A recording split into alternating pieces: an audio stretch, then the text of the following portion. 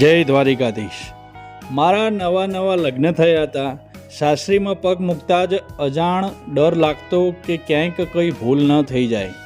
લગભગ 21 દિવસ પછી મારી રસોઈની વિધિ કરવામાં આવી અને મને હલવો બનાવવાનું કહેવાયું।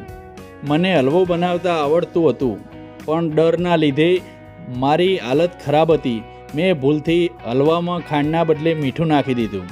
અચાનક કોઈ કામથી મારા સાસુ કિચનમાં આવ્યા તો મેં તેમને હલવો ચાખવા આપ્યો અને મારી ભૂલની ખબર પડી।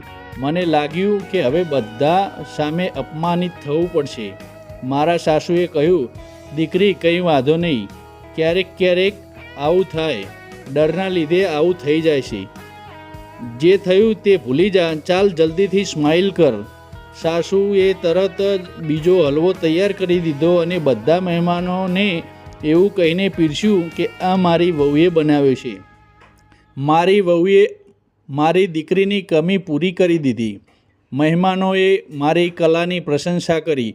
હું જાણે સાસુની ઋણી થઈ ગઈ। તેમની કહેલી વાત મારા દિલને સ્પર્શી ગઈ। આજે પણ અમારા સંબંધ મા દીકરી જેવા મધુર છે। દરેક સાસુ વહુની સંબંધો આવા હોય તો ઘર સ્વર્ગ બની જાય। મિત્રો, તમને અમારી આ વાર્તા ગમી હોય તો કોમેન્ટમાં જય દ્વારિકાધીશ લખજો। જય શ્રી કૃષ્ણ।